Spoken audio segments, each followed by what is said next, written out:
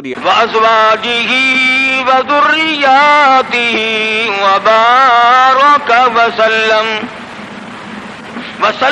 تسلیما کثیرا کثیرا. اما بعد فاعوذ باللہ السمیع العلیم من الشیطان الرجیم. بسم اللہ الرحمن الرحیم.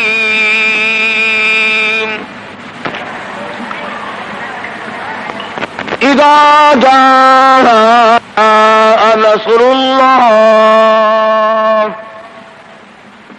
والفتح ورأيت الناس يدخلون في دين الله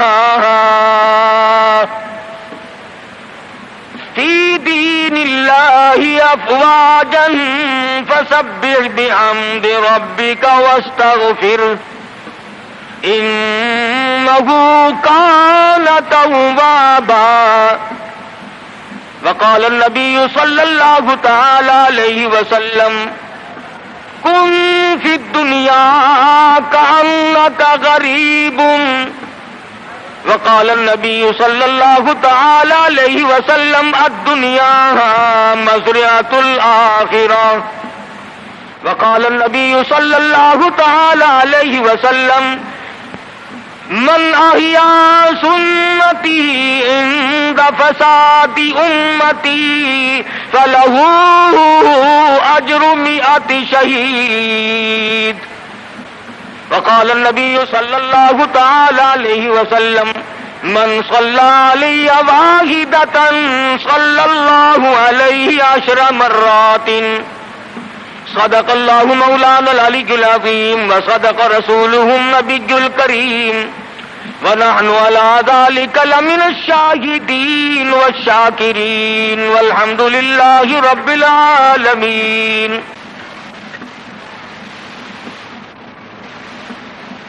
محترم بزرگوں، عزیز دوستوں، حضرت محمد الرسول اللہ صلی اللہ تعالی علیہ وسلم کی تشریف آوری تھی. آپ نے تشریف لا کر دنیا بنی نو انسان کو عمل کا پیغام دیا، راست بازی کا سبق پڑھایا، حق و صداقت کا درس دیا، اور انہیں یہ بتلایا کہ میں اللہ تبارک و تعالیٰ کی طرف سے نبی بن کر آیا ہوں تمہاری رہنمائی کے لیے. جن لوگوں کے مقدر اچھے تھے، جن کے نصیب اچھے تھے، انہوں نے موافقت کی، دامن پکڑا، غلامی کی، جانثاری کی، اور دامن پکڑا تو ایسا پکڑا کہ جان کے ٹکڑے تو ہو گئے مگر حضور اکرم صلی اللہ علیہ وسلم کا دامن نہ چھوڑا. مصائب ٹوٹے، طوفان کے پہاڑ بن کر ان کے سامنے آئے، تلخ سے تلخ وادیوں سے ان حضرات کو گزرنا پڑا، مگر کوئی تاریخ میں ثابت نہیں کر سکتا کہ محمد کریم صلی اللہ علیہ وسلم کے کسی دیوانے نے دین کو چھوڑا. امیر تھا یا غریب تھا، مرد تھا یا عورت تھی، کوئی بھی تھا. اور کیوں نہ ہو، جب ان کے سامنے محمد مصطفیٰ صلی اللہ علیہ وسلم دکھ اٹھایا کرتے تھے، صحابہ کرام کی جان نکل جاتی تھی. مکہ مکرمہ ہے، اللہ پاک ہر مسلمان کو زیارت نصیب فرمائے، آمین کہہ دو. مسلمانوں کی تعداد بڑی کم ہے، بہت تھوڑی سی تعداد ہے، کفر زوروں پہ ہے، جہالت نے انگڑائیاں لے رکھی ہیں، اور وہ دار الندوہ میں بیٹھ کر مشورے کرتے ہیں کہ اس نبوت کے مشن کو ختم کیا جائے. قرآن کریم نے ان لوگوں کے مشوروں کو بھی نقل کر دیا، فرمایا وَإِذْ يَمْكُرُ بِكَ الَّذِينَ كَفَرُوا لِيُثْبِتُوكَ۔ محمد صلی اللہ علیہ وسلم کو قید کر دو، ان کی تحریک ختم ہو جائے گی، ان کا مشن ختم ہو جائے گا۔ او یخرجوک، یا انہیں جلا وطن کر دو، دیش نکالا دے دو۔ او یقتلوک، سرے سے قتل کر ڈالو، نبوت کو دنیا میں سے بے نام و نشان بنا دو۔ اللہ پاک فرماتے ہیں تم نے بھی تدبیر بنائی، تم نے بھی تجویز کی، وَيَمْكُرُونَ وَيَمْكُرُ اللَّهُ،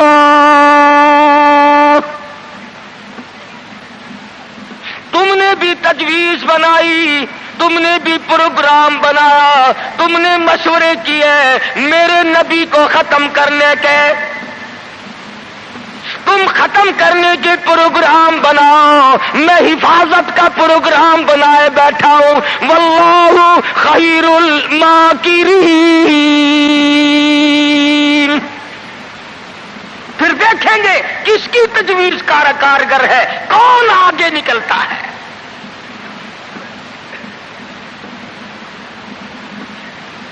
یہ مارنے کے درپے ہیں، یہ ختم کرنے کے درپے ہیں، یہ مٹانا چاہتے ہیں۔ اور اللہ کریم کے سامنے ادھر مدنی کریم صلی اللہ علیہ وسلم ساری رات سجدے فرماتے ہیں۔ سیدہ عائشہ صدیقہ رضی اللہ تعالیٰ عنہا فرماتی ہے میں سوئی ہوئی تھی، اچانک میری آنکھ کھلی، آپ کا سر سجدے میں ہے، اتنے رو کر دعائیں کرتے ہیں، اس قدر آزاری کی، اس قدر عاجزی فرمائی، آپ کا سانس گھٹنے لگا۔ عائشہ صدیقہ فرماتی ہے میں کلیجے کو پکڑ کر بیٹھ گئی، کہیں آج میں بیوہ تو نہیں ہو جاؤں گی۔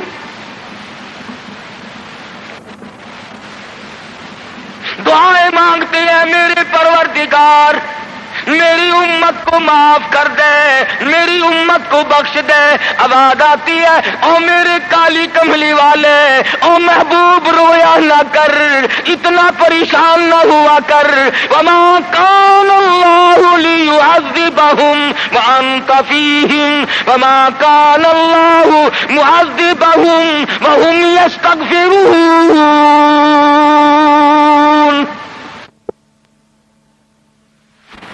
میرے محبوب جب تک آپ ان لوگوں میں موجود ہیں میں وعدہ کرتا ہوں ان کو کوئی عذاب نہ دوں گا، ان کو ذلیل نہ کروں گا، ان کو برباد نہ کروں گا۔ اور میرے پروردگار موت تو برحق ہے، موت تو سب کی آئے گی، میں تو یہ وعدہ چاہتا ہوں میرے بعد کی آنے والی، میں جب پردہ کر جاؤں، جب میں رخصت ہو جاؤں، میرے بعد میں جو امت بچے اس کو بھی عذاب نہ دے۔ آواز آئی محبوب تیرے آنسو مجھ سے دیکھے نہیں جاتے۔ وما کان اللہ معذبہم وہم یستغفرون۔ جو استغفار کرنے والے لوگ ہوں گے، جو مجھے منانے والے لوگ ہوں گے، جو معافی طلب کرنے والے لوگ ہوں گے، میرے محبوب میرا تجھ سے وعدہ ہے، مجھے اپنی کبریائی کی قسم میں انہیں بھی برباد نہیں کروں گا۔ امت کے لیے رات دن دعائیں مانگی، رو کر دعائیں مانگی۔ حضرت ابو ہریرہ رضی اللہ تعالیٰ عنہ فرماتے ہیں مدنی کریم صلی اللہ علیہ وسلم قرآن کی تلاوت فرمایا کرتے تھے، جب عذاب کی آیت آتی اتنا سانس پھول جاتا، اس قدر گھبراہٹ آ جاتی، مجھے یوں آواز آتی جیسے ہنڈیاں کھول رہی ہو۔ نبی ساری رات روئے، نبی کے قدموں پہ ورم آ گئے، ساری رات قرآن کی تلاوت کی۔ امت کی رات فلم میں گزرتی ہے، امت کی رات ٹیلی ویژن پہ گزرتی ہے، امت کی رات بدماشی میں کٹ رہی ہے، امت کی رات بدکاری میں کٹ رہی ہے، سفید داڑھی ہو گئی، قبر کی تیاری ہے، آج تک یہ نہ سوچا ثم لم یتوبوا فلہم عذاب جہنم ولہم عذاب الحریق، جلا دینے والا عذاب تباہ کر دے گا۔ کون اس سیرت کو پڑھے؟ قرآن جو سیرت بیان کرتا ہے، کوئی کیا سیرت بیان کرے گا؟ صحابہ اکرام نے جن کی آنکھوں نے حضور کا حال دیکھا، تم نے کبھی اپنے نبی کا لباس نہ پوچھا، بٹن کی جگہ میرے آقا کے کرتے مبارک میں کانٹے چبھے ہوئے ہیں، آرام فرماتے ہیں، گلے میں کرتا نہیں ہے۔ صحابی نے سوچا مجھ سے زیادہ کسی کو بھوک نہ ہوگی، پیغمبر کے سامنے جا کر کرتا اٹھا دیا، یا رسول اللہ ذرا دیکھو میرا کیا حال ہے، سیدھا نہیں ہو سکتا ہوں، پیٹ پہ پتھر باندھ رکھا ہے۔ رحمت والے ہاتھوں سے کرتا اٹھایا اور صحابہ کی آنکھوں نے دیکھا ایک کے بجائے 2 پتھر بندھے ہوئے۔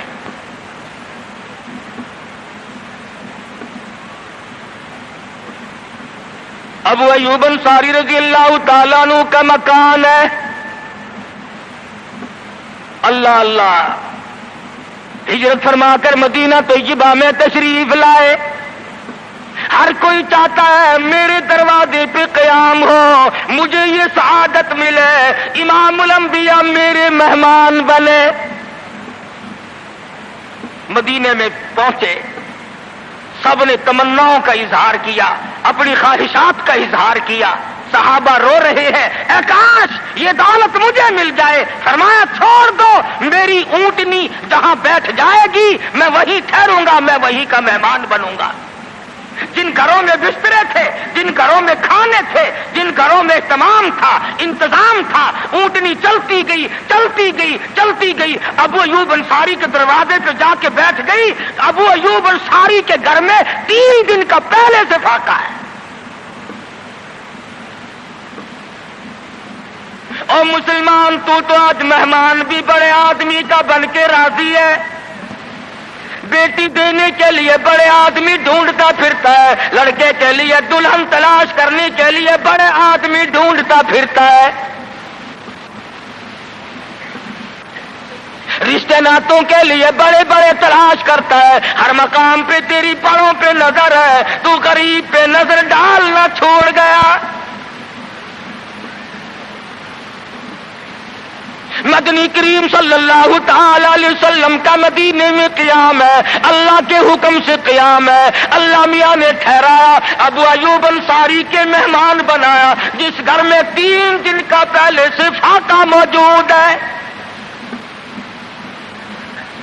عرض کرنے لگا میرے آقا آپ اوپر قیام فرمائیں گے یا نیچے قیام فرمائیں گے؟ فرمایا ہمیں آنے جانے میں تکلیف ہوگی، ہم اوپر نہیں جاتے، ہم نیچے رہیں گے، بال بچوں کو اوپر لے جاؤ۔ نبی ابو ایوب انصاری رضی اللہ تعالی عنہ کے بال بچوں سے اعتراض فرماتے ہیں اوپر چلے جاؤ، ہم نیچے ٹھہریں گے تاکہ پردہ کرانے میں بار بار ہمیں تکلیف نہ اٹھانی پڑے۔ اور نبی اپنے امتی کی بیوی کی عزت کو، آبرو کو کتنا عزیز رکھتا ہے، اور آج مسلمان جو ہے وہ سڑکوں پہ گھسیٹے پھرتا ہے۔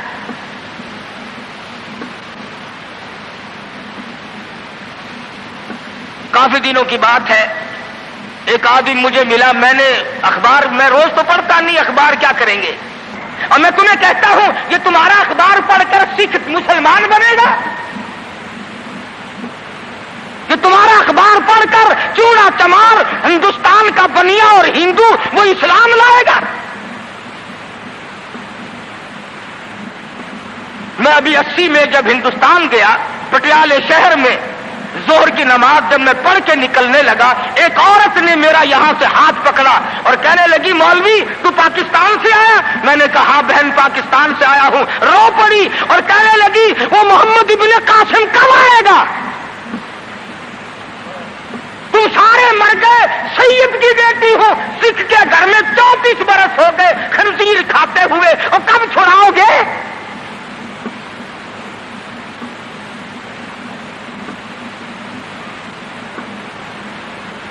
کرنال شہر میں اڈے پہ کھڑے ہوئے ایک عورت نے پوچھ لیا تم پاکستان سے آئے ہو؟ میں نے کہا، رو پڑی، کہنے لگی وہ تمہارا اسلام قرآن کہاں گیا؟ ارے آج تم اپنے آپ کو نہیں سنبھال سکتے، مسلمانوں کی بیٹیوں کی تو تم کب خبر لوگے؟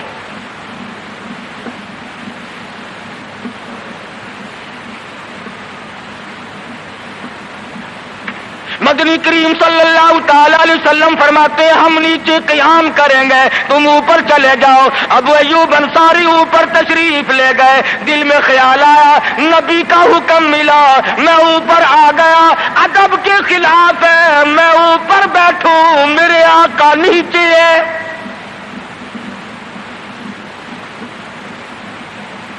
تو نے تو نبی کا ادب کرنا بھی نہیں سیکھا، تو نبی کے ادب کی طرف بھی نہیں جاتا۔ ابو ایوب انصاری سے جا کے پوچھ لے، کوٹھے پہ بیٹھنے کے لیے تیار نہیں، کھڑا ہوا سوچ رہا ہے ششو پنج میں ہے، نیچے جاتا ہوں نبی کے حکم کے خلاف ہو جائے گا، اوپر بیٹھتا ہوں بے ادبی ہو جائے گی۔ علماء نے لکھا ہے ابو ایوب انصاری نے مدینے میں ساری رات منڈیرے پہ لٹک کے گزار دی۔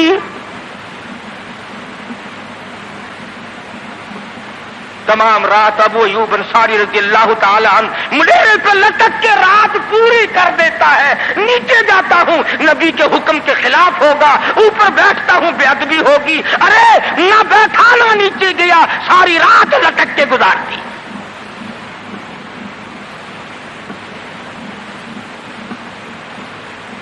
آج ہم سوچنے پر مجبور ہیں کہ آخر ہم بے ادبوں کے ساتھ ہوگا کیا،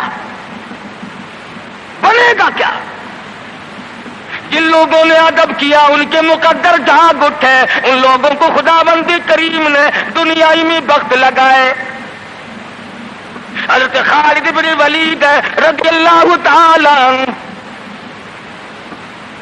اطلاع دی گئی، خبر ملی کہ عیسائی سردار عیسائی بادشاہ 1.5 لاکھ کے قریب فوج لے کر مسلمانوں پہ حملہ کرنے کے لیے آیا ہے۔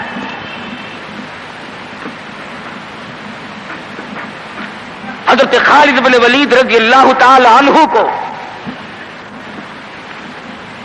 50-60 آدمی دیے، جاؤ بادشاہ کی فوج کا اندازہ لگا کے آؤ، تخمینہ لگا کے آؤ، اسلحہ دیکھ کے آؤ، ان کی تعداد کا اندازہ لگاؤ وہ کتنے ہیں۔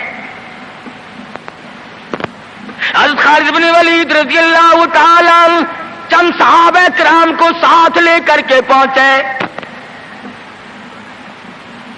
عیسائی بادشاہ کو پتا چلا، اس نے حضرت خالد بن ولید رضی اللہ تعالی عنہ کو بلایا اور کہنے لگا کہ دیکھو جنگ اچھی چیز نہیں ہے، ہم سے صلح کر لو، ہم سے صلح کر لو۔ حضرت خالد فرمانے لگے صلح میں دیر کیا ہے، قول لا الہ الا اللہ محمد الرسول اللہ صلی اللہ علیہ وسلم، کلمہ پڑھ، مسلمان بن جا، میرا بھائی بن جا، جنت کا حقدار بن جا، میرے نبی کا غلام بن جا، اللہ کی توحید کا ماننے والا بن جا، ابھی تمام باتوں میں صلح ہو جائے گی۔ وہ کہنے لگا بڑا جلدی کلمہ پڑھا ہے، جیسے میں اکیلا بیٹھا ہوں، تو نے میری فوج دیکھی ہے؟ 1.5-2 لاکھ فوج لے کے آیا ہوں، کھا جائے گی میری فوج تمہیں۔ کلمے پڑھا رہا ہے۔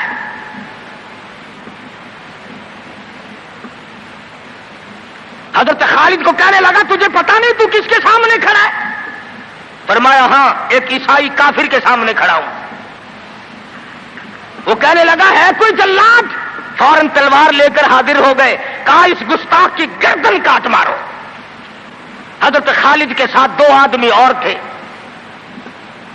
انہوں نے یہ نہیں کہا ہے جی اجی ہم تو یوں ہی بات کر رہے تھے جی، اجی آپ برہم ہو گئے، اجی حضور آپ ناراض ہو گئے۔ حضرت خالد نے یہ نہیں فرمایا کہ باہر والوں کو اطلاع کر دو، وہ 50-60 آدمی تو ہمارے ساتھ مل جائے۔ دو ساتھیوں کو فرمایا اب ایک دوسرے کی طرف مت دیکھنا، تلوار نکال لو، انشاءاللہ حوض کوثر پہ ملاقات ہوگی۔ 3 آدمی 1.5-2 لاکھ کے مقابلے میں ٹکرا گئے، یہ نہ سوچا کہ ہوگا کیا۔ حضرت خالد بن ولید رضی اللہ تعالیٰ عنہ اور 2 ساتھی اور تمام کافروں کی فوج میں گھر گئے، جنگ شروع ہو گئی۔ ابو عبیدہ بن جراح رضی اللہ تعالیٰ عنہ کے خام میں مدنی کریم صلی اللہ علیہ وسلم تشریف لائے۔ فرمایا ابو عبیدہ تو سویا ہوا ہے، میرا خالد گھیرے میں آ گیا۔ گھبرا کے اٹھے، شور مچایا، لوگوں جلدی کرو پہنچو، خالد گھیرے میں ہے۔ حضرت خالد کی بیوی ام تمیم سنتی ہے، کہنے لگی نہیں مجھے یقین نہیں آتا، میرا خالد گھیرے میں آنے والا نہیں، آ ہی نہیں سکتا۔ گھر میں کھڑی ہو کر چاروں طرف نظر مارتی ہے، دیکھتی کیا ہے؟ وہ ٹوپی جس میں امام الانبیاء محبوب کبریا حضرت محمد مصطفیٰ صلی اللہ تعالی علیہ وسلم کے منہ مبارک رکھے ہوئے تھے، وہ بھول آئے۔ ام تمیم کہتی ہے خالد تو ضرور گھیرے میں آ گیا، تیری ٹوپی یہاں رہ گئی۔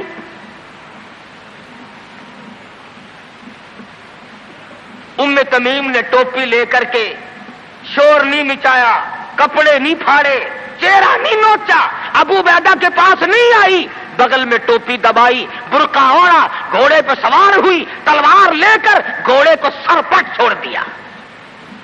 صحابہ دیکھ رہے تھے، ارے یہ کون ہے؟ یہ کوئی جاسوس معلوم ہوتا ہے، اسے پکڑو۔ صحابہ نے گھوڑے دوڑائے، گھیرے میں لے لیا، پوچھا برقع پوش تو کون ہے؟ کہنے لگی نہ چھیڑو، خالد کی بیوی ام تمیم ہوں۔ تو کہاں چلی ہے؟ کہنے لگی میرا خالد گھیرے میں آ گیا، ٹوپی گھر پہ بھول گیا، وہ پہنچانے چلی ہوں، ہمیں دے دے ہم پہنچا دیں گے، تو عورت ذات ہے۔ کہنے لگی خالد کی جو قدر میں جانوں تم نہیں جانتے، جان دے دوں گی مگر ٹوپی کسی کو نہ دوں گی۔ نکل پڑی، آ کے دیکھا تلواریں چل رہی ہیں، گاجر مولی کی طرح آدمی کٹ رہے ہیں، حضرت خالد بن ولید بیچ میں ہے۔ ام تمیم نے تلوار نکال کر چلانی شروع کر دی، گاجر کی طرح لوگوں کو کاٹ مارا۔ خود حضرت خالد کہتے ہیں او میرے ساتھیوں، اس نوجوان کو پہچانو، اس برقع پوش کو پہچانو، اس نقاب پوش کو پہچانو، یہ کون ہے؟ جب سامنے گئی، نقاب اٹھا کے کہنے لگی خالد تیری بیوی ام تمیم ہو، یہ ٹوپی بھول آئے ہو، پہنچانے آئی ہو۔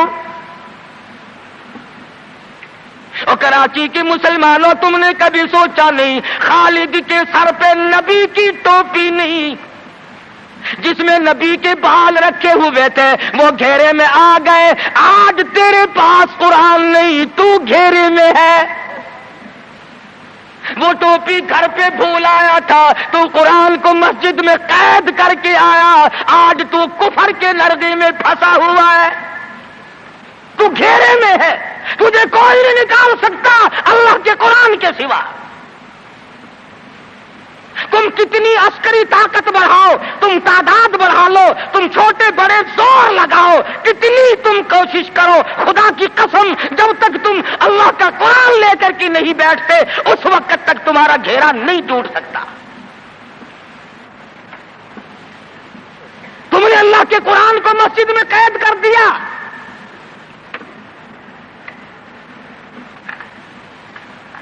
نہ اس کو ایوان صدر میں جگہ دی، نہ مارکیٹ میں جگہ دی، نہ محلے میں جگہ دی، نہ برادری میں جگہ دی، نہ خاندان میں کوئی جگہ دی، تمام کو اکٹھا کر لو گے، اللہ کے قرآن کو پوچھنے والا کوئی نہیں۔ کون پوچھے؟ حضرت خالد تو صرف ٹوپی بھول کر آئے تھے، ہم نے قرآن ہی بھلا دیا، نبی کی سیرت کا آئینہ بھلا دیا۔ خدا کی قسم، نبی نے امانت تمہارے سپرد کی ہے، میدان حشر برپا ہوگا اور اللہ کا پیغمبر کھڑا ہو کر تم سے مطالبہ کرے گا، لاؤ میری امانت کہاں ہے؟ کچھ لوگ کہیں گے اور جی ہم تو عشق کی وجہ سے ایسا کر بیٹھتے ہیں، محبت میں ہمیں پتہ ہی نہیں چلا قرآن کہاں رہ گیا، محبت میں ہمیں پتہ ہی نہیں چلا قرآن رہ کہاں گیا۔ اور تجھے کیسی محبت ہے، تجھے کیسا عشق ہے کہ تجھے آج تک پتہ نہیں چلا؟ عشق تو صحابہ کرام کو تھا۔ مدینہ منورہ ہے، اللہ پاک ہر مسلمان کو مدینہ پاک کی زیارت نصیب فرمائے۔ خدا کی قسم، مدینے کی ہوا میں جو خوشبو ہے تمہاری، وہ کستوری میں نہیں ہو سکتی، وہ مشک میں نہیں ہو سکتی، وہ عنبر میں نہیں ہو سکتی، وہ زعفران میں نہیں ہو سکتی۔ ارے مدینے کی ہوا میں جو خوشبو ہے، جو گنبد خضرا سے ٹکرا کر آتی ہے، اس ہوا میں خوشبو بھی نرالی ہے۔ صحابہ کہتے ہیں کہ جب ہم نبی صلی اللہ علیہ وسلم کو تلاش کرنے کے لیے نکلتے تو کسی سے پوچھتے نہیں پھرتے تھے، بلکہ مدینے کی ہوا بتاتی تھی، ادھر آؤ ادھر آؤ، حضور ادھر تشریف لے گئے۔ مدینہ منورہ میں ایک جنگ کی تیاری فرمائی، صحابہ کرام کا لشکر تیار فرمایا حضور اکرم صلی اللہ علیہ وسلم نے۔ جمعے کا دن ہے، صبح کا وقت ہے، لشکر کو ساتھ لے کر کے تشریف لے گئے، 2-3 میل تک رخصت فرمانے کے لیے گئے، دعا کر کے واپس آ گئے، اللہ تمہیں کامیاب فرمائے۔ صحابی ہے حضور اکرم، سب کہہ دو صلی اللہ علیہ وسلم کا۔ آؤ عشق کی بات تمہیں بتاؤں،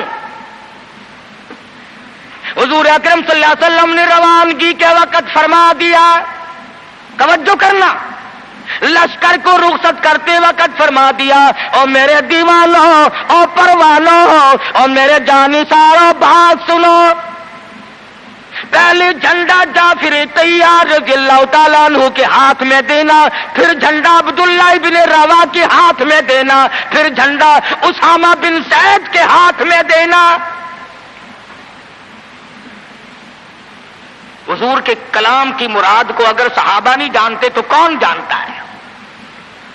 سمجھ گئے صحابہ کہ جعفر طیار شہید ہوں گے، یہ جو حضور نے فرمایا پھر اس کو دینا پھر اس کو دینا، حضور صلی اللہ علیہ وسلم کے کلام کی، فرمان کی، ارشاد کی مراد اور منشا غرض و غائب صحابہ سمجھ گئے کہ جعفر طیار شہید ہوں گے، اور پھر عبداللہ بن روا بھی شہید ہوں گے، اور اسامہ بن زید بچ کے آئیں گے۔ صحابہ کا تجربہ تھا حضور کے کلام کو سمجھنے کے لیے۔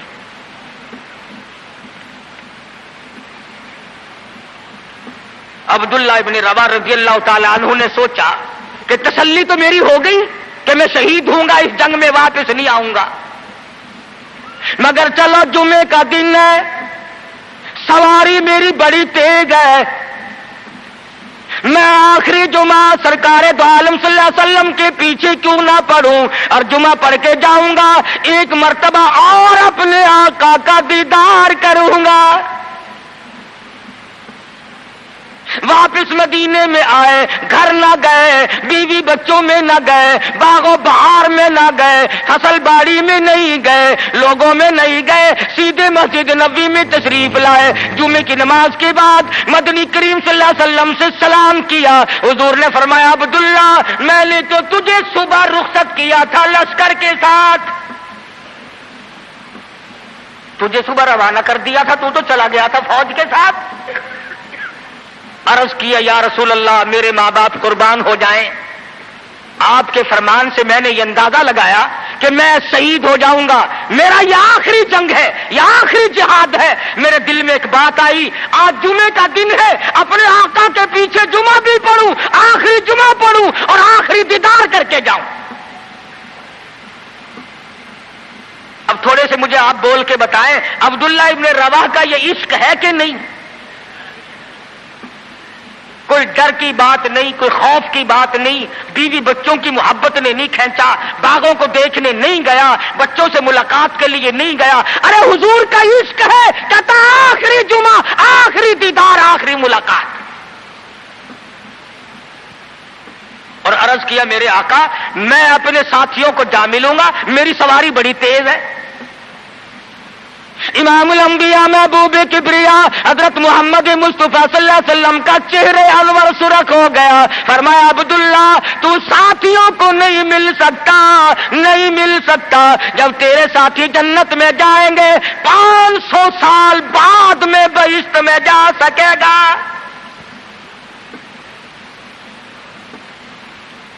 کیوں؟ اس لیے چاہے تم عشق کے تحت آئے، محبت کی وجہ سے آئے، جذبے کی وجہ سے آئے، جمعے کے لیے آئے، میرے دیدار کے لیے آئے، میری ملاقات کے لیے آئے، جب میں نے رخصت کر دیا تھا میرے حکم میں تاخیر کیوں کی؟ پتا چلا عشق بھی وہ مقبول ہے جو حضور کی غلامی کے اندر ہو۔ غلامی سے باہر جو عشق ہے وہ عشق نہیں، وہ فریب ہے، وہ دجل ہے۔ آج آپ دیکھ لیں،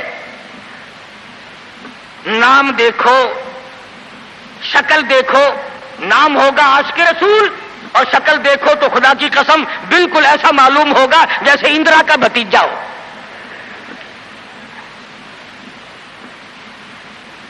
پہچان نہیں سکے گا آدمی۔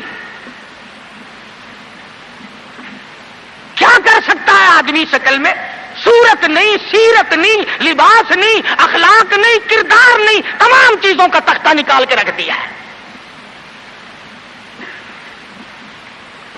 اور آج قوم اسی وجہ سے مصیبتوں سے دوچار ہے، وہ نرغے میں پھنسی ہوئی ہے، وہ نکل نہیں سکتی، وہ سہارا ڈھونڈ رہی ہے مادی قوت کا۔ حضور ناراض ہو گئے صلی اللہ علیہ وسلم۔ صحابی کہتے ہیں میں چاہتا تھا زمین پھٹ جائے، مجھے لقمہ بنا کر نگل جائے۔ صحابی کہتا ہے مجھے زندگی تلخ لگنے لگی، ہائے میرے آقا مجھ سے ناراض کیوں ہو گئے؟ عبداللہ بن روا تشریف لے گئے، گھر پھر بھی نہیں گئے، بال بچوں میں پھر بھی نہ گئے، اور جا کر کے جہاد میں شریک ہو گئے۔ 3 دن گزر گئے، کوئی چیز حلق میں نہ گئی، کمر سیدھی نہیں ہو سکتی تھی، جنگ سخت تھا، لڑائی شدید تھی، تلواریں چل رہی تھی۔ عبداللہ بن روا فرماتے ہیں مجھے بھوک لگی، سیدھا کھڑا نہیں ہو سکتا تھا، مجھے یاد آیا میرے تھیلے میں گوشت کے خشک ٹکڑے موجود ہیں، میں ان کو منہ میں لے کر ذرا چوسنے لگا، مجھے مدینے کا باغ یاد آیا، مجھے بیوی یاد آئی، مجھے اولاد یاد آئی۔ اے نبی کے دیوانے کا طرز زندگی دیکھ۔ صحابی کہتا ہے میں نے انگلی حلق میں ڈال کر وہ بوٹی باہر نکال دی، کہا اچھا میں تجھے کچھ کھانے کے لیے دینے لگا ہوں تو یہاں بیٹھ کر گھر یاد آیا، کھڑے ہو گئے اور فرمانے لگی اور میری بیوی اور تمہیں طلاق ہو، اور میرے باغ بہار جاؤ، اسلام کے لیے وقف ہو تم آج کے بعد میرے نہیں۔ کسی نے پوچھا کیا کہہ رہے ہو؟ فرمایا ہاں ہاں، نقشہ سامنے کیوں آیا؟ آخری وقت میں دنیا کا نقشہ میری آنکھوں میں کیوں کھینچا؟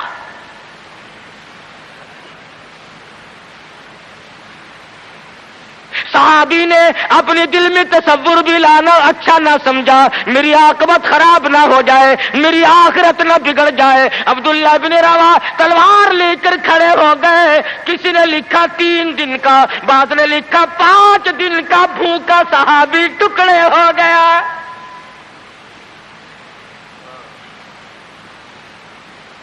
یہ تھا عشق جسے عشق کہا جاتا ہے، لیکن حضور کی اندازہ لگاؤ حکم میں تاخیر کی وجہ سے 500 سال بعد کو بہشت میں جا سکے گا، اور جنہوں نے حضور کے احکام کو سرے سے ٹھکرا دیا، سرے سے ماننا ہی نہیں، انکار کر دیا، اب یہ فیصلہ تم کرو، اب یہ فتویٰ تم دو کہ وہ جنت میں کب جائیں گے۔ امام الانبیاء محبوب کبریا حضرت محمد مصطفیٰ صلی اللہ تعالی علیہ وسلم کے دیوانوں نے حد کر دی، پروانوں نے حد کر دی، جس صورت سے بھی ان کو لگایا گیا اسی صورت سے وہ آگے بڑھتے رہے۔ فاروق اعظم کی حکومت ہے، سب کہہ دو رضی اللہ تعالی عنہ۔ مصر کے علاقے میں کافروں نے ایک سازش بنائی، لڑکیوں کو ہارو سنگار کر کے کوٹھے پہ کھڑا کر دیا۔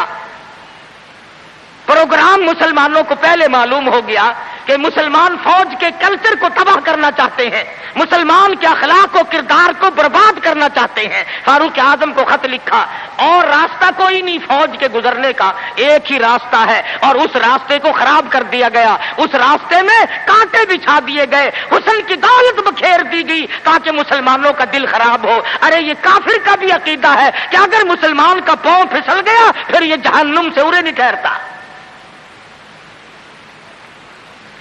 فاروق اعظم رضی اللہ تعالیٰ عنہ نے خط کا جواب دیا اور صاف صاف لکھ دیا، کوئی پریشانی کی بات نہیں، ساری فوج کو اکٹھا کر کے قرآن کی آیت سنا دو، ساری فوج کو اکٹھا کر کے قرآن سناؤ۔ چنانچہ کمانڈر نے، سپہ سالار نے فوج کو اکٹھا کیا اور قرآن کریم سنا دیا، وَقُلْ لِلْمُؤْمِنِينَ يَغُضُّوا مِنْ أَبْصَارِكُمْ وَيَحْفَظُوا فُرُوجَكُمْ ذَلِكُمْ أَزْكَىٰ لَكُمْ إِنَّ اللَّهَ خَبِيرٌ بِمَا يَصْنَعُونَ۔ مسلمانوں، اپنی نظروں کی حفاظت کرو، اپنے ایمان کی حفاظت کرو۔ اگر تم کنکھی آنکھوں سے بھی دیکھو گے خدا تمہاری ساتھ ہے، وہ تمہاری تمام حرکتوں کو دیکھتا ہے۔ بس ایک قرآن کی آیت سنائی، سبینہ نہیں ہوا تھا، سارا قرآن نہیں سنایا، ایک آیت سنائی ہے مسلمان فوج کو، اور پھر حکم دیا گزرو اسی علاقے سے جہاں یہ تمام سازش کی گئی ہے۔ صحابہ گزر رہے ہیں، تابعین مسلمان گزر رہے ہیں، تالیاں بجتی ہیں، ڈانس ہوتا ہے، جھنکار ہے، گانا بجانا ہے، تمام مسلمان گزر گئے۔ لڑکیاں کہنے لگی، آئے اور جانے والوں تم سارے اندھے تو نہیں؟ اس حسن کو کوئی تو دیکھو، سر اٹھاتے نہیں۔ ایک مسلمان سپاہی گزرتا گزرتا کہنے لگا، کوئی کیسے دیکھے گا، سارے کے سارے اللہ کا قرآن سن کے آئے ہیں، سارے قرآن پاک سن کے آئے ہیں، یہ دیکھیں گے کیسے؟ لڑکیاں کہنے لگی، وہ قرآن کیسا ہے، اس میں کتنی قوت ہے، اس میں کتنی طاقت ہے، اس میں کتنی استعداد ہے، اس میں کتنی پاور ہے، جو ایسے حسن کے نظارے سے روک دے، جو ایسا حسن نہ دیکھنے دے۔ اور کہنے لگے، اور جانے والوں یوں نہ جاؤ، وہ قرآن کریم ہمیں بھی سناتے جاؤ، سناؤ ہمیں وہ قرآن۔ ایک مسلمان سپاہی چلتا بھی جاتا ہے، قرآن بھی پڑھتا جاتا ہے۔ تاریخ شاہد ہے، عیسائیوں کی بیٹیاں تھی، یہودیوں کی لڑکیاں تھی، کافروں کی بیٹیاں تھی، ارے تڑپ ہو تو تڑپ کر نیچے چھلانگ لگائی، اور جانے والوں چھوڑ کے نہ جاؤ، ہمیں بھی یہ قرآن سناؤ اور ہمیں بھی اللہ کے بندے بناؤ۔ ایک آیت سن کر اتنا عمل کیا، جن کو سازش بنایا تھا وہ تمام لڑکیاں مسلمان ہو کر مجاہدین کے ساتھ ساتھ جاتی ہیں۔ آج سارا قرآن ہمارے سامنے ہے، اور قرآن بھی کیسا، جب کوئی مر جائے قرآن ختم کرنا، بھائی قرآن ختم کرنا، بھلا قرآن شریف کوئی 2-3 ورقوں کا جو ختم کرنا ہے؟ 4-5 آدمی بیٹھ جاتے ہیں، ورق گردانی کی، پلٹ دی الٹ دیے، پلٹ دی الٹ دی، جب اندازہ ہوا نا کہ کھانا تیار ہو گیا، انہوں نے کہا صاحب قرآن بھی ختم ہو گیا ہے۔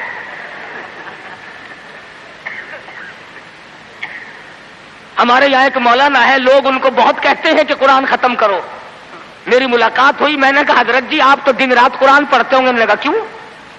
ہم نے کہا سارے لوگ آپ کے پاس آتے ہیں، دادی مر گئی قرآن پڑھنا، ماسی مر گئی قرآن پڑھنا، پھوپھی فوت ہو گئی قرآن پڑھنا۔ کہنے لگے میں ان کے بات کا نوکر ہوں، 3 دفعہ کل پڑھتا ہوں۔ بڑی بات کی اس نے کہ دکان یہ سنبھالے، مکان یہ سنبھالے، کار ان کی، بینک بیلنس ان کا، تمام چیزیں ان کی، ساری رات بیٹھ کر قرآن میں پڑھوں کیوں؟ ہر کوئی اپنی کمائی میں لگا ہوا ہے۔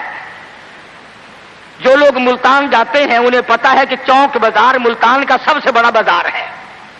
ایک روز گزرتے گزرتے ایک آدمی آیا اور بڑے مرے دل سے السلام علیکم. میں نے کہا جی وعلیکم السلام.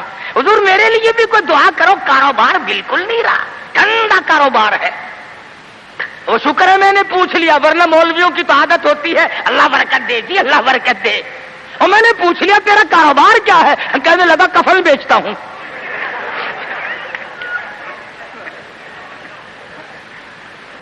اور بدبخت میں نے کہا کاروبار بدل لے، لوگ مرے تو تیرا دھندا چلے.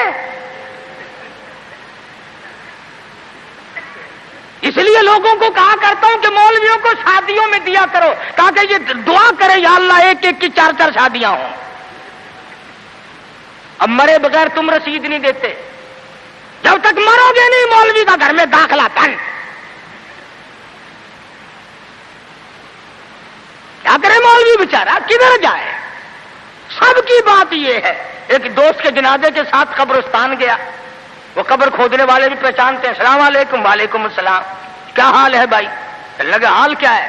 آج 5ویں دن ایک مردہ لے کے آئے ہو، کم سے کم ہمارے لیے بھی دعا کر، ایک مردہ تو روز کہا جایا کرے. عقل کرو. شادی میں تو قرآن کو جگہ نہیں دیتا، بنگلے میں، کوٹھی میں، فلیٹ میں، کاروبار میں، دکان میں خدا کے قرآن کو جگہ نہیں دیتا. خدا کی قسم ارشاد فرمایا مدنی کریم صلی اللہ علیہ وسلم نے، جو لوگ قرآن پاک کی تلاوت کرتے ہوئے مر جائے اپنی قبر سے قرآن پڑھتا ہوا اٹھے گا، اس کے منہ سے کستوری کی خوشبو آ رہی ہوگی. اہل محشر کہیں گے الہی یہ کون لوگ ہیں؟ قیامت کا دن ہے، سخت دن ہے، بڑی پریشانی کا دن ہے، لوگ اپنے پسینوں میں غرق ہیں، اس کے یہاں سے خوشبو آ رہی ہے، یہ کون ہے؟ جواب ملے گا تو گالی بکتا مرا تھا، تو گانے گاتا ہوا مرا، تو گیت سنتے ہوئے مرا، تیرے دماغ میں کنجری بسی ہوئی تھی، تیرے دل میں بدماش عورت بسی ہوئی تھی جب تو مرا، اور یہ وہ ہے جب موت آئی تو میرا قرآن پڑھ رہا تھا. آج بھی قرآن پڑھتا ہوا اٹھا ہے. اس لیے اس کے منہ سے برکت، قرآن کی برکت سے خوشبو آتی ہے. تم نے برکتوں کو جانتے. یہ بسوں میں دیکھو، ٹیکسیوں میں دیکھو، عقیدہ دیکھ، ایڈی تصویر لٹکی ہوئی ہے، یہ کس کی ہے؟ فلانے بابا کی ہے، سیون شریف والے بابا کی ہے، پاک پٹن والے. اور یہ بابے تھے یا بابن تھی؟ یہ عورتیں تھوڑی تھی. کچھ تو عقل کر. اللہ والوں کی توہین کرتے ہو. تیری موٹر کو، کار کو، ویگن کو، بس کو یہ بابا بچائے گا، خدا نہیں بچا سکتا. اسی لیے دھکے کھا رہے ہو کہ تمہارا خدا ریٹائر ہو گیا. اور جب خدا کا دروازہ آدمی چھوڑتا ہے اس کی عقل ماری جاتی ہے، اسے پتہ ہی نہیں چلتا کہ عورت کا معاملہ ہے یا مرد کا معاملہ ہے. میں عرض کر رہا تھا کہ مسلمان اگر نبی کی سیرت کو سنتا ہے یا جانتا ہے اور مانتا ہے تو کوئی وجہ نہیں کہ مسلمان کو کچھ زیر کر سکے. وہی خالد بن ولید ہے سبقید رضی اللہ تعالی عنہ. ایک دوسرا موقع آیا، کافر اپنی فوج کو لے کے آیا، بہت بڑا لشکر ہے، بہت بڑا لشکر ہے. کہنے لگا خالد چلا جا، بھاگ جا ورنہ بوٹیاں اڑا دی جائیں گی تیری. کہنے لگا ہاں ہاں تیرے جیسے کئی دیکھے بوٹیاں اڑانے والے. کیا بات ہے؟ اس نے کہا خالد میں وہ زہر لے کے آیا ہوں کہ اگر تلوار بجھا کر کے مار دی تو ٹکڑے ٹکڑے ہو جائے گا، بھسم ہو جائے گا، جل کر خاک ہو جائے گا. فرمایا کوئی بات نہیں، وہ زہر مجھے دکھا. وہ کافر نے، عیسائی سردار نے وہ شیشی نکال کر حضرت خالد کے حوالے کر دی. حضرت خالد نے اللہ کا نام لیا اور لے کر اتنا سخت قسم کا زہر جس میں نامعلوم کیا کیا چیز ڈالی ہوئی تھی، 2 قطرے زمین پہ ٹپکائے، زمین میں آگ لگ اٹھی، زمین میں آگ لگ گئی. خالد کا ایمان دیکھ دیکھو, نبی کے دیوانے کا ایمان دیکھو, اور نبی کا صحابی ہے, نبی کا جانثار ہے, نبی کا غلام ہے. ہاتھ سے شیشی لی اور بسم اللہ کر کے تمام شیشی کو پی کر خالد سامنے کھڑے ہیں. فرمانے لگے دیکھ تیرے سامنے آرام سے کھڑا ہوں. کہنے لگا کہ تم تو کچھ بھی نہیں, تمہیں تو یہ زہر کچھ نہیں کہتا, تم کیا کھاتے ہو, تم کیا پیتے ہو, تمہارا کیا مطلب ہے, اور جاؤ اپنے خیمے میں تمہارے پاس آؤں گا. عیسائی سردار گیا, خالد کو کہنے لگا وہ کشتہ کھلا, وہ دوا پلا, جس کو زہر کچھ نہ کہے, تلواریں نہ ڈرائے, تیر نہ ڈرائے, مرنے سے نہ ڈرے. فرمایا غسل کر, غسل کیا. فرمایا پڑھ لا الہ الا اللہ محمد الرسول اللہ صلی اللہ علیہ وسلم, کلمہ پڑھایا. عیسائی کلمہ پڑھ کے کہنے لگا خدا کی قسم اب وہی جذبہ, وہی ہمت, وہ قوت میرے اندر آ گئی. تم ٹھہرو, اب اس ساری فوج سے میں اکیلا ٹکراؤں گا. چنانچہ وہ ٹکرا گیا اور شہید ہو گیا. تو ایسی صورت میں جب کہ عقائد کا میدان ہمارا یہ ہو اور عمل کا میدان ہمارا یہ ہو اور کردار کی صورت یہ ہو تو بات کیسے بنے؟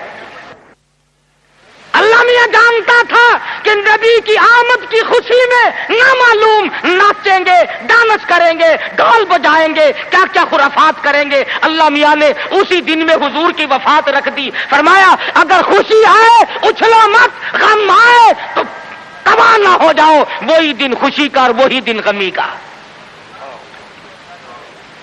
تجھے غم کا کیا پتا, تیرا بیٹا مر جائے تجھے غم کا پتا, تیری بیگم مر جائے تجھے غم کا پتا, تیرا جوان کریل بھائی مر جائے تجھے غم کا پتا. تو نے ماں کا صدمہ دیکھا ہوگا, تم نے ماں باپ کا صدمہ دیکھا ہوگا, تم نے بیٹے کی موت کا صدمہ دیکھا ہوگا. خدا کی قسم جاؤ بلال سے جا کے پوچھو جب حضور رخصت ہوئے تیرا کیا حال بنا تھا. تو کیا جانے کہ صحابہ کرام پہ اس دن کیا بیتی.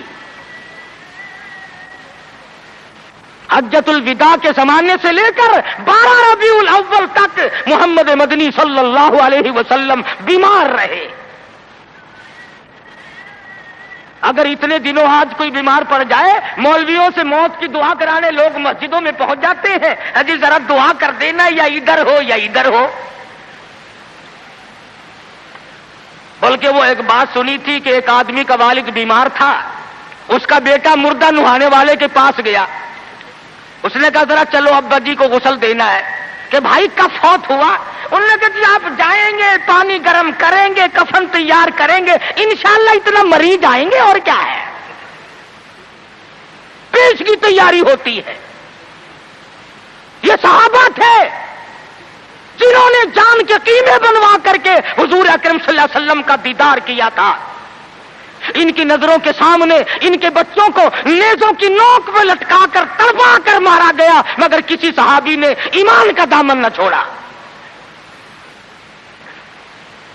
آخری وقت ہے مرض الموت. ازواج مطہرات رضی اللہ تعالیٰ عنہن اجمعین کو جمع فرمایا. فرمایا اے ام حبیبہ, اے زینب, اے حفصہ, تمام کی تمام بخوشی اجازت دو میں اپنی بیماری کے دل ایسا صدیقہ کے حجرے میں گزار لوں. وہ کس طریقے سے اجازت مانگتے ہیں. ہمارے یہاں تو ساری زندگی اجازت کا سوال ہی پیدا نہیں ہوتا. گویا بیماری کے دن بھی گزارنے تھے اور ایسا صدیقہ کے حجرے کو قیامت تک کے لیے بہت بڑا مقام دینا تھا. بنیاد پڑ رہی ہے گنبد خضرا کی. سیدہ عائشہ صدیقہ رضی اللہ تعالی عنہا فرماتی ہیں آخری وقت تھا, پسینے آئے, گھبراہٹ طاری ہوئی. فرمایا میری عائشہ ٹھنڈے پانی کا پیالہ لیا, میں سمجھی پانی پیئیں گے. میرے محبوب کو پیاس لگی ہوگی, میرے محبوب کو گرمی لگی ہوگی. میں پانی کا پیالہ لے کر حاضر خدمت ہوئی, اشارہ کر کے فرمایا یہاں رکھ دے. میں نے رکھ دیا. رحمت والا ہاتھ پانی میں بھگو کر اپنے منہ پہ چھینٹے مارنے شروع فرما عائشہ صدیقہ فرماتی ہے میرا جگر پھٹنے لگا اور میرے محبوب کیا بولی، یہ گھبراہٹ کیسی، یہ پریشانی کیسی؟ فرمایا میری عائشہ تو نہیں جانتی موت کتنی گھبراہٹ والی ہے۔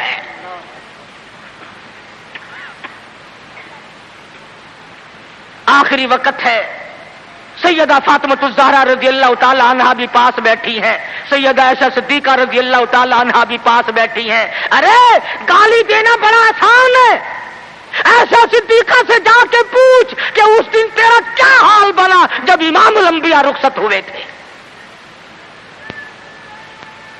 صحابہ دیوانے ہو گئے، صحابہ جنگلوں کو نکل گئے، اور فاروق جیسے کہنے لگے جو کہے گا حضور کی وفات ہو گئی کہ تلوار سے گردن اڑا دوں گا۔ بلال کا کیا بنا، سہیل کا کیا بنا، سلمان فارسی کا کیا بنا؟ ارے جن بچوں کے سر پہ یتیمی کی وجہ سے ہاتھ پھیرا کرتے تھے وہ بچے روئے، مدینے کی عورتیں روئی، مدینے کے بیمار روئے، آج ہم یتیم ہو گئے۔ تو 12 ربیع الاول مدنی کریم صلی اللہ علیہ وسلم کی وفات کا دن ہے، حضور کی رخصتی کا دن ہے، اور خداوند عالم نے اس لیے یہ دن رکھا کہ لوگ اچھلنا نہ شروع کر دیں، لوگ بے حد متاثر نہ ہو جائیں۔ اس لیے یہ وہ غم ہے کہ مسلمان کے اندر سے تو نکلنا ہی نہیں چاہیے۔ سیدنا امام حسین رضی اللہ تعالیٰ عنہ کے بارے میں تو کہتے ہو کہ جی غم کرنا چاہیے، غم کرنا چاہیے، اور حضور کی وفات کی خوشی کرنی چاہیے۔ امام الانبیاء دنیا سے گئے، تیرا نبی سے اگر تعلق ہوتا، تجھے نبی سے محبت ہوتی، انس ہوتا، خدا کی قسم اس دن تو رونے کا دن تھا۔ اس لیے سیرت نے تمام چیزیں ہمیں بتلائیں اور ساری چیز ہمارے سامنے آ گئی۔ جن لوگوں نے کھیل بنایا، تماشا بنایا دین کو، نبی کی سیرت کو، کیا ہے وہ لوگ؟ ہمیں ان لوگوں کی کوئی پرواہ نہیں۔ خدا کی قسم یہ لوگ تھے جنہوں نے گنبد خضرا پہ بیٹھ کر ایک ایک چھٹاک مصری کی دال کا پانی 11 آدمیوں نے پی کر کے زندگی گزاری۔ نبی کے روزے پہ بیٹھ کر حدیث کا درس ہم نے دیا، نبی کی مسجد کی امامت ہم نے کی، نبی کے شہر کی گورنری ہم نے کی، نبی کی گلیوں میں جھاڑو ہم نے دی، نبی کے شہر کے دفن کو ہم نے تسلیم کیا۔ ہم دعائیں کرتے ہیں، جاؤ شیخ الحدیث مقدس الروح کو دیکھو، 20 برس گزر گئے، آج تک گنبد خضرا کے پڑوس میں دفن ہونے کے لیے منتظر بیٹھے ہیں۔ نعرہ تکبیر، اکابرین علماء دیوبند، قاری فتح محمد صاحب جیسا مقدس الروح نابینا بزرگ حضور کے دروازے پہ پڑا ہے، یہاں دفن ہوں گا، یہاں آقا کے قدموں میں جان دوں گا۔ تو یہی کلی کھڑکاتا پھرتا رہی ہو، بڑا عاشق ہے نا؟ یہ برکت نہیں جانتے، اور یہ برکت نہیں، یہ حرکت ہے۔ ہم تو اس کپڑے کا اکرام کرتے ہیں۔ خدا کی قسم میں اب جب جشن پہ گیا، 100 سالہ اجلاس پہ گیا، میں نے عرض کیا یارو اس رومال کو ہاتھ لگوا دو، کہنے لگے جی رس بڑا ہے ورنہ ضرور دکھاتے، اور سننے کی ڈبیا میں رکھا ہوا ہے وہ رومال جس رومال کو میرے آقا کا چوگا مبارک لگا ہے، خزانے میں رکھا ہے۔ ہمارے پاس خزانہ وہ رومال ہے، وہ قندیل ہے خداوند عالم کے محبوب کا جس میں چوگا رکھا ہوا تھا۔ ہم تو اس رومال کی حفاظت کرتے ہیں، اس قرآن کی حفاظت کرتے ہیں، اس سنت کی حفاظت کرتے ہیں جو صحابہ کرام نے ہم تک پہنچائی۔ اللہ پاک مجھے اور آپ کو عمل کی توفیق عطا فرمائے۔ وآخر دعوانا ان الحمدللہ رب العالمین۔